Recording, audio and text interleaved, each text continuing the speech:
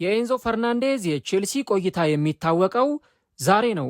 ቼልሲ ለተጫዋቹ ፈላጊ ክለብ ማንቸስተር ሲቲ አንድ መልእክት አስተላልፏል። ተጫዋቹን ማግኘት የምትፈልጉ ከሆነ ዛሬ ቀኑ የመጨረሻ ነው። እስከ ዛሬ አመሻሽ ድረስ 120 ሚሊዮን ፓውንድ ካቀረባችሁ ኤንዞን ማግኘት ትችላላችሁ፣ ካልሆነ ግን ይህንን ነገር እርሱ ሲሉ መልእክታቸውን አስተላልፈዋል። እውነት ማንቸስተር ሲቲ ዛሬ ለቼልሲ 120 ሚሊዮን ፓውንድ ያቀርብ ይሆን? ቼልሲስ ኤንዞ ፈርናንዴዝ ቢለቅ ይህንን ተጫዋች የሚተካ አማካይ ያስፈርማል ወይ? ይህንን ጉዳይ በዛሬው ፕሮግራማችን ላይ እንመለከተዋለን። ሰላም አድማጮች፣ እንዴት ናችሁ? እግዚአብሔር ይመስገን እኔ በጣም ደህና ነኝ። የምትገኙት አራዳ ሜዳ ኦፊሻል የዩቱብ ገጻችን ላይ ነው። ለቻናሉ አዲስ ከሆናችሁ ቻናሉን ሰብስክራይብ በማድረግ የደውል ምልክቷን በመጫን የቻናላችን ቤተሰቦች እንድትሆኑ የአክብሮት ግብዣችን ነው። እንዲሁም ደግሞ ዩቲዩብ ፕሮግራሙን ለበርካታ ተመልካቾች እንዲያደርሰው የእናንተ በብዛት ላይክ ማድረግ እጅግ በጣም ይጠቅመናል። ይህንን ቪዲዮ ስትጀምሩ ላይክ በማድረግ እንድትጀምሩ በአክብሮት ጠይቃለሁ። የአራዳ ሜዳ ኮሜንታተር ተስፋ ወርቅ ሉል ሰገድ አብሬያችሁ ቆይታ አደርጋለሁ። ፈጣሪ ፈቅዶ ዛሬም በተለያዩ ዝግጅቶች ከእናንተ ጋር ቆይታ የምናደርግ ይሆናል። በመጀመሪያው ፕሮግራማችን ክፍል የምንመለከተው የቼልሲንና የኤንዞ ፈርናንዴዝን እንደዚሁም የማንቸስተር ሲቲን ጉዳይ ይሆናል ማለት ነው። ዛሬ የኤንዞ ፈርናንዴዝ የቼልሲ ቆይታ ቁርጡ የሚታወቅበት ወሳኝ ቀን ነው። ቅድም በመግቢያ ላይ እንደነገርኳችሁ ቼልሲ ለተጫዋቹ ፈላጊ ክለብ ማንቸስተር ሲቲ ይህንን መልእክት አስተላልፏል። ተጫዋቹን ማስፈረም የምትፈልጉ ከሆነ እስከ ዛሬ አመሻሽ 11 ሰዓት ድረስ 120 ሚሊዮን ፓውንድ ኔት ምንም ይሄ ምናልባት አዶንስ ምናምን እሱ ቀጥሎ የሚነጋገሩበት ጉዳይ ሊሆን ይችላል። ኔት ግን ለአሁን 120 ሚሊዮን ፓውንድ የተጣራ ገንዘብ በእኛ ጠረጴዛ ላይ ማስቀመጥ አለባችሁ። የዛን ጊዜ ኤንዞ ፈርናንዴዝን ታገኙታላችሁ። ያንን ማድረግ ካልቻላችሁ ግን የኤንዞ ፈርናንዴዝ ጉዳይ እርሱት፣ ተጫዋቹ በክለባችን ይቆያል የሚል መልእክታቸውን አስተላልፈዋል። ታዲያውን ይህንን ነገር በደንብ ዲፕሊ ገብተን ስንመለከተው በጣም ብዙ ርዕሰ ጉዳዮችን ማንሳት ያስፈልጋል። እንግዲህ ከትላንትና በስቲያ ማለትም ረቡዕ ዕለት የዚህን ተጫዋች የዝውውር ጉዳይ በተመለከተ ዚ አትሌቲክ ይዞት በወጣው ዘገባ ላይ እንደተመለከት ነው ማንቸስተር ሲቲ ተጫዋቹን ለማስፈረም ከፍተኛ እንቅስቃሴዎችን እያደረገ እንደሚገኝና ተጫዋቹን ደግሞ በክለባቸው ውስጥ ለማምጣት ያላቸው ፍላጎት እጅግ በጣም ከፍተኛ እንደሆነ ገልጸዋል።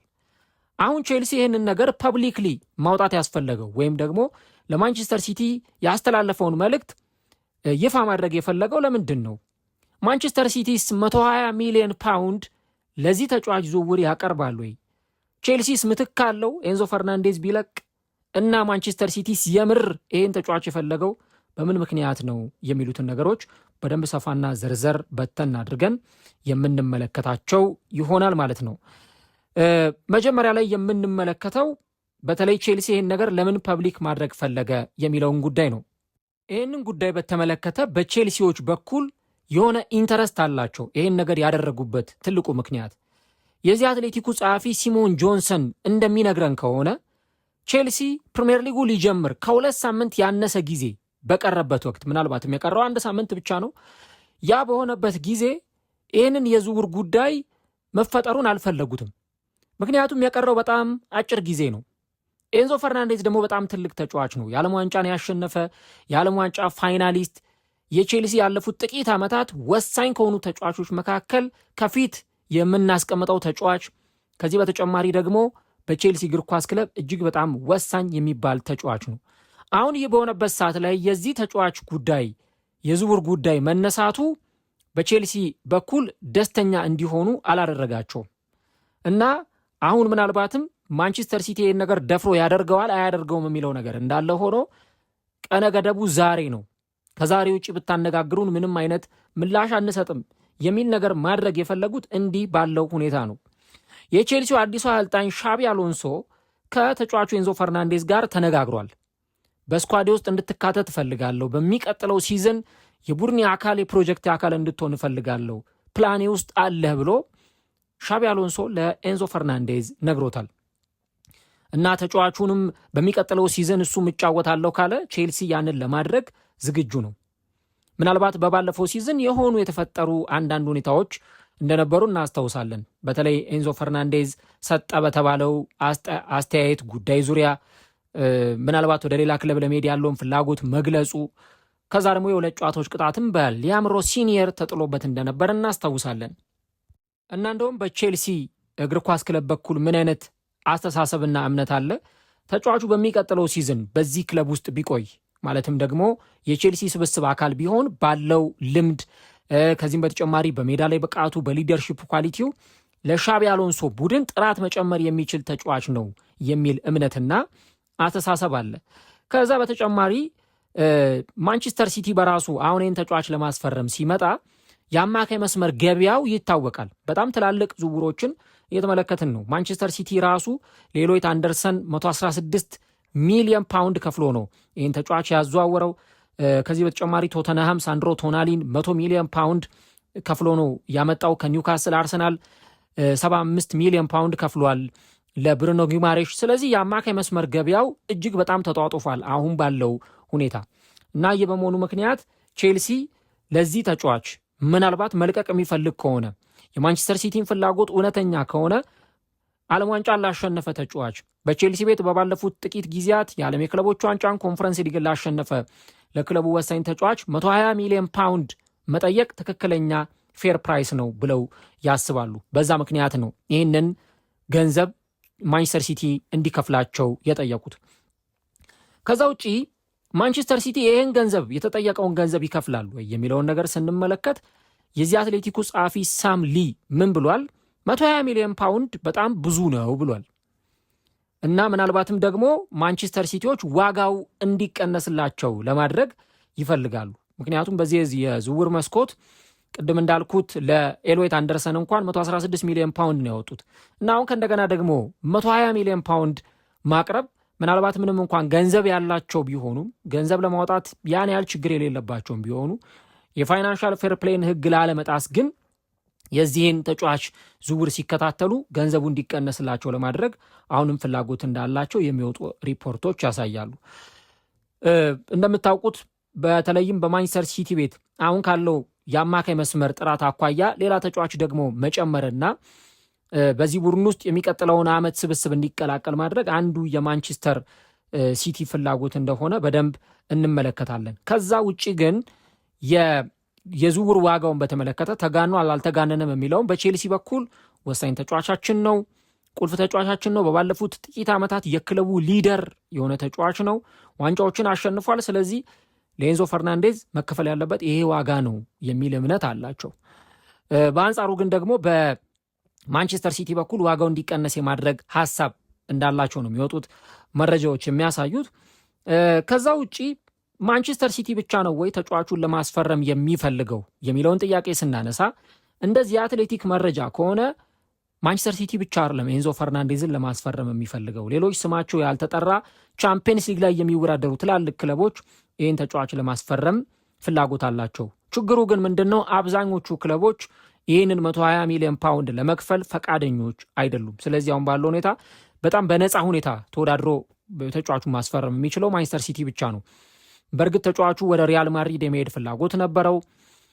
ሪያል ማድሪድ ግን በራሳቸው ባወጡት ስቴትመንት እኛ ተጫዋቹን ለማስፈረም ምንም አይነት ፍላጎት የለንም ብለዋል። ስለዚህ አሁን ካለው ነገር አንጻር ስንመለከት ተጫዋቹን የማግኘት ትልቅ ፖቴንሻል ያለው ማንቸስተር ሲቲ መሆኑን መረዳት ያስፈልጋል። ከዛ ውጭ ግን ይሄ ተጫዋች እንዴት የማንቸስተር ሲቲ ፕላን መሆን ቻለ፣ እንደገና እንዴት ስሙ መነሳት ቻለ የሚለውን ጥያቄ በትክክል መመለስ ያስፈልጋል። እንደምታውቁት ኤንዞ ፈርናንዴዝ ገና ሲዝኑም ሳይጠናቀቅ በክለቡ ይቆያል አይቆይም የሚለው ነገር ገና ጥያቄ ምልክት ውስጥ ነበረ። በኋላ ተጫዋቹ ወደ ሪያል ማድሪድ ሊሄድ ይችላል ተባለ፣ ወደ አርሰናልም ሊሄድ ይችላል ሁሉ ሲባል ነበረ፣ ወደ ማንቸስተር ሲቲም የሚሉ ነገሮች ሲነሱ ነበረ። እንደምታውቁት አሰልጣኝ ኤንዞ ማሬስካ ከኤንዞ ፈርናንዴዝ ጋር በቼልሲ ቤት አብረው ሰርተዋል። የኤንዞ ማሬስካ በጣም ጥሩ የሚባሉ ዓመታትን በቼልሲ ቤት የቆዩባቸውን 1 ዓመት ከምናምን ጊዜያት ስናስታውስ የዓለም የክለቦች ዋንጫን እንዲያሸንፉ፣ ወደ ቻምፒየንስ ሊግ ውድድር እንዲመለሱ፣ ወደ ኮንፈረንስ ሊግ የዋንጫ ስኬት እንዲመጡ ካገዟቸው ተጫዋቾች መካከል አንዱ ይህ ተጫዋች እንደሆነ ይታወቃል። እና እሳቸው ከቀድሞ ተጫዋቾቻቸው ጋር አብረው ለመስራት ያላቸውን ፍላጎት ነው አሁን ለመተግበር እየተንቀሳቀሱ የሚገኙት። ከዚህ በፊት ከፔድሮ ኔቶ ጋር የማንቸስተር ሲቲ ስም ተያይዞ ሲነሳ ነበር። እዛው በቼልሲ ቤት የሚያውቋቸውን ተጫዋቾች ለማስፈረም እንቅስቃሴዎችን እያደረጉ ነው። የአማካይ መስመሩ ላይ አሁንም ተጫዋቾች መፈረም አለባቸው፣ ምንም ጥያቄ የለውም። ምክንያቱም ቲዣኒ ራይንደርስ አሁን ክለቡን ለቆ ለመውጣት ተቃርበዋል። ሮድሪ ደግሞ በአንጻሩ ለቆ የሚወጣበት እድል በጣም ሰፊ የሆነ መጥቷል። በተለይ ባርሰሎና ተጫዋቹን ለማስፈረም ከፍተኛ እንቅስቃሴ እያደረገ ነው። በተለይ ይሄ ተጫዋች ለቆ የሚወጣ ከሆነ ሮድሪ ለቆ የሚወጣ ከሆነ በዚህ ቦታ ላይ ሁነኛ ተጫዋች ማስፈረም ያስፈልጋል። በእርግጥ ሮድሪና ኢንዞ ፈርናንዴዝ ቦታቸው አንድ አይደለም። ከአዩብ ቡአዲ ጋራም ከፍተኛ የዝውውር እንቅስቃሴ እያደረጉ የሚገኙት ውሃ ሰማያዎቹ በዚህ ምክንያት ነው። ግን የአማካይ መስመሩ ላይ የሚለቁ ተጫዋቾች ስላሉ እነዛን ተጫዋቾች ለመተካት የግዴታ ወደ ገበያው መውጣትና ተጫዋቾችን ለማስፈረም ያስፈልጋል እና ይህንን ጉዳይ በዚህ ሁኔታ መመልከት ያስፈልጋል። አሁን በቼልሲ በኩል ተጫዋቹ ቢቆይላቸው ነው የሚሻለው ወይስ ተጫዋቹን ሸጠው 120 ሚሊዮን ፓውንድ ቢያገኙ ነው የሚሻለው የሚለውን ስናይ ነሰሰርሊ ለቼልሲ ሁለቱም ዊን ዊን ነው። ኤንዞ ፈርናንዴዝም ቢቆይ ጥቅም ነው፣ 120 ሚሊዮን ፓውንድም ቢያገኙ ጥቅም ነው። ግን ለቼልሲ የበለጠ የሚጠቅመው ኤንዞ ፈርናንዴዝን ማቆየት ቢችል ነው። ምክንያቱም እንደው ጎሎች እንኳን በማስቆጠር በቼልሲ ቤት እንደነ ዦዋ ፔድሮ ያሉ ተጫዋቾችን ካነሳም በኋላ ቀጥሎ ልናነሳ የምንችለው በጣም ወሳኝ የሆኑ ጎሎችን እንኳን በማስቆጠር ልናነሳው የምንችለው ኤንዞ ፈርናንዴዝን እና ይህ ተጫዋች እንዲቆይ ሻቢ አሎንሶም እጅግ በጣም ከፍተኛ ፍላጎት አለው። በእርግጥ በአንዳንድ የዲሲፕሊን ጉዳዮች በሚያያቸው ቢጫ ካርዶች ምናምን የሆኑ ቅሬታ የሚያቀርቡ ደጋፊዎች ሊኖሩ ይችላሉ። ነገር ግን ደግሞ ተጫዋቹ በዚህ ክለብ ውስጥ ቢቆይ እጅግ በጣም ለሻቢ አሎንሶ ጠቃሚው ተጫዋች ይሆናል እና እንደውም አሁን በቼልሲ ቤት ያሉ አማራጮችን ስትመለከቱ ምናልባት አማካይ መስመር ላይ እንደነ ጆርዳን ኤንደርሰን አይነት፣ ሮሜዮ ላቪያ፣ ሞይሰስ ካይሴዶ አይነት ተጫዋቾችን ልንመለከት እንችላለን። ነገር ግን ደግሞ የዚህ ተጫዋች በቼልሲ ቤት ሊኖረው የሚችለው ሚና ምንም የሚያጠያይቅ አይደለም እና በጣም ትልቅም ተጫዋች ስለሆነ እንደው ከ120 ሚሊዮን ፓውንዱ ይልቅ ኤንዞ ፈርናንዴዝን ማቆየት የተሻለው ነገር ሊሆን ይችላል። ግን ደግሞ የቼልሲ ደጋፊዎች ጋር ራሱ ምን አይነት ስሜት ነው ያለው የሚለውን ነገር ማንሳት አለብን። እንደውም ሬሲ ጄምስ ባለፈው በሶሻል ሚዲያው ላይ አንድ መልእክት አጋርቶ ነበረ። አንድ ባብ ሄዷል፣ አንድ ባብ ደግሞ ይቀራል የሚል መልእክት አጋርቶ ነበር ሶሻል ሚዲያው ላይ እና ምናልባት የኩኩሬያን መልቀቅ አስመልክቶ የጻፈው መልእክት ይመስለኛል። እንደኔ ሁለቱም ኤንዞ ፈርናንዴዝም ኩኩሬያም አዘሴም ታይም ይለቃሉ የሚሉ ጉዳዮችን ስንሰማ ስለነበር ማለት ነው እና ቢለቅ እንደ ከሃዲ የሚቆጠርበት እድል እጅግ በጣም ሰፊ ነው። ምክንያቱም ቼልሲን ጥሎ ወደ ማንቸስተር ሲቲ እዛው እንግሊዝ ውስጥ ወዳለ ክለብ ቢዘዋወር ጥሩ ስሜት ይሰማቸዋል ብዬ አላስብም እና ቢቆይላቸው ለእነሱ ተመራጭ ነው። ግን የምርስ ይቆያል ወይ ተጫዋቹ በዛ ክለብ ውስጥ ይቆያል ወይ የሚለው በጣም ትልቅ ጉዳይ ይመስለኛል። ምናልባት ላለመቆየቱ ከዚህ በፊትም የተለያዩ ጉዳዮችን ስናነሳ ነበር እና አንዱ ትልቁ ጉዳይ ተጫዋቹ በደሞዝ ጉዳይ የደሞዝ ማሻሻያም ስለሚፈልግ በነዛ ጉዳዮች ምናልባት ከቼልሲ ጋር ላይስማማ የሚችልባቸው እድሎች አሉ እና ይህን ነገር እናነሳለን። ተጫዋቹ ከቼልሲ ቢለቅ አማራጭ አለው ወይ?